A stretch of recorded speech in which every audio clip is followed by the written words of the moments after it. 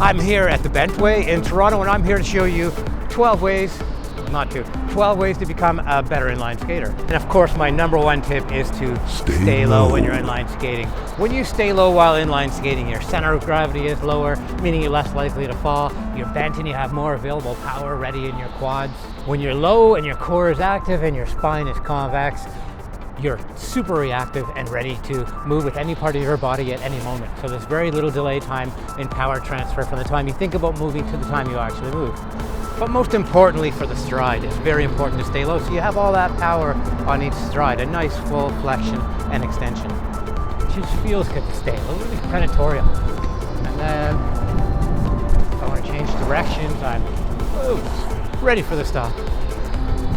So tip number 2 is in direct opposition to tip number 1, and that is get high on the start. The start really is the only time you want to adopt a tall posture, and that's so you can have nice short choppy steps when you start your sprint. So if I'm super low when I start, I've got all that power, yes, but all that power may cause me to slide if I'm doing it from a stationary position. Besides, I don't want big long strides at the beginning because it'll take me a while to speed those strides up. Really the way to approach a sprint is to be up fairly high, rock back and then down into the barrel, into that lower position, probably as deep as you're going to go by about stride number 16.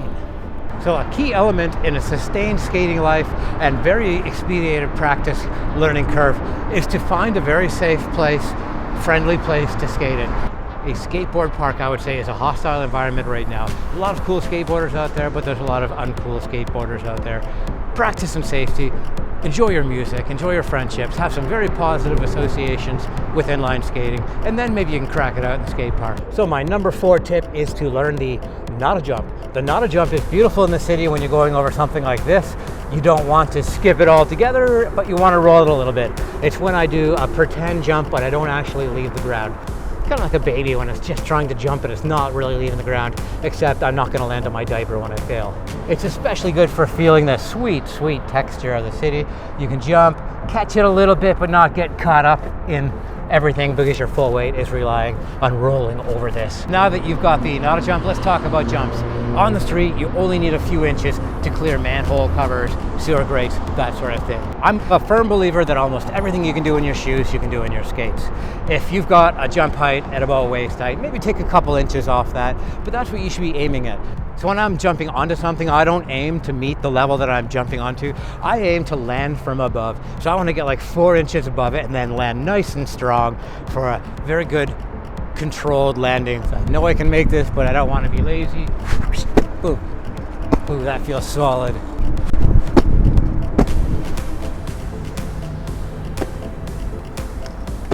So yes, I always jump higher than I need to. So another way to deal with getting onto an obstacle is to simply step up onto it. Roll beside it, put your foot on it, and then just push yourself up. I would start to step up practice coming in from the side where you have practice. Boom, oh yeah, I can do that. Try the other side, ooh, just step up. So it's really just as simple as anything you would do on shoes, the easiest move you can do on inline skates. The other version of the step up is the crossover step up, where you actually have a little bit of available power to push off of the second you're onto here. It's quite natural. Really good. Moving into it, and then I've got that power. So I learned the step up and the crossover step up on curbs initially, just going on and off curbs whenever I had the chance to do it. So tip number 7 is to do with getting off these obstacles.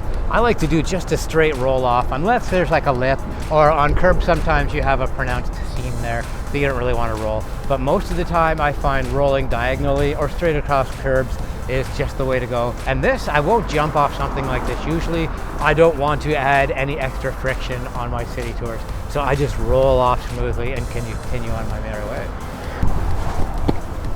And I also like to heavily absorb at the bottom instead of being stiff-legged. If you land stiff-legged, it reverberates through the whole body and it can cause all sorts of trouble. Staggered, shock absorbers. So number 8 is all about crossovers. Crossovers can be very intimidating, so start small. Don't even think about it as a crossover.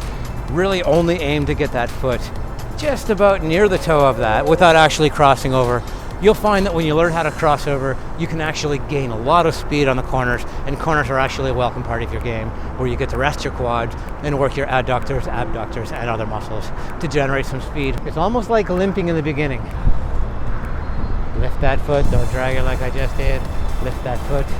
Eventually you'll start using the full crossover.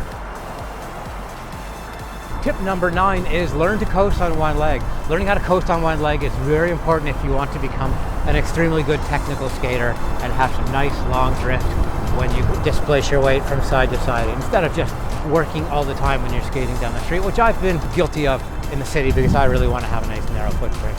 But learning how to coast on one foot is also helpful for when you're in narrow spaces.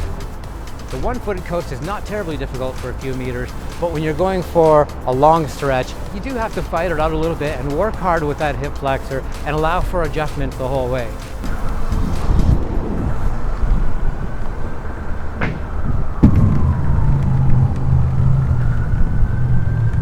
So the number 10 tip is to iron out something that's very easy to iron out, and that's improper arm swing. It's really just as simple as swinging your arms in the direction you want to go. If you're going forward, it's going to be a mainly forward thing. Yes, you're moving back and forth, and there will be some lateral travel here, but you are going more forward to back when you're doing your arm swing than side to side. If you're directing your arms up too high, you're going to be directing your energy this way, and if you're crossing your midline with your arm swing, you're going to be creating a lot of torque in your core, and that goes right down to the tip of your toes, causing you to be a very inefficient skater and causing a power transfer delay. Yes, if we want to get really fussy about it, at the end of the arm swing, you want the palm up on both ends. And that way you complete the action and you get some elastic assistance right back in to the other swing. A little easier to do when you're moving. Never crossing the midline unless I'm finishing a sprint and I want to just throw something extra in there. One final blast of energy that's inefficient but will contribute with its explosivity. So the exception to the times you don't do a full arm swing is when you're doing a quick sprint. It's very short and T-Rex-like, and it's almost T-Rex-like on the crossover sometimes. So after the first 15, 16 strides, your arm swing should get long like your stride. My number 11 tip is for you to aim for the rough. Take every opportunity in a controlled situation to hit the textures that you're unsure about. Make practice time exploratory and fun, but hit the rough stuff so when you're on the street, when you get out there, you're prepared for everything. So this is a little extreme because the ground is rubberized and these rocks are rocks, but you'll get the point that you get the chance to combine your strategies, your one-footed glides with your hop-ups, your not-a-jumps with your jumps. Rough stuff like this is just a very good opportunity to conquer the shit before the shit conquers you. The number 12 tip for becoming a better inline skater is to pack some music.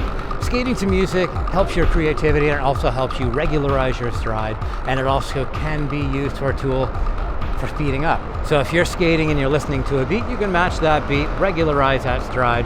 But if you want to go faster, you can double the beat, or you can even double the double beat. I do that until I have nothing left in me, because left to my own devices, vaguely wishing to skate faster than I skated before isn't that easy to make great progress. So yes, that's what I'm going to do now. I'm going to skate to music. And you can't come along because that'll be weird for you. So yes, I will not be the replacement for Tessa and Scott, that's for sure. But I enjoy playing around a little bit to music when there's nobody around. This is my disguised dance. Anybody else wouldn't even know I'm dancing. They would think I was evading hornets. But yes, I like music. Music is instrumental for getting me keyed up before I leave the house. I feel unbeatable when I have the right tunes in my headphones.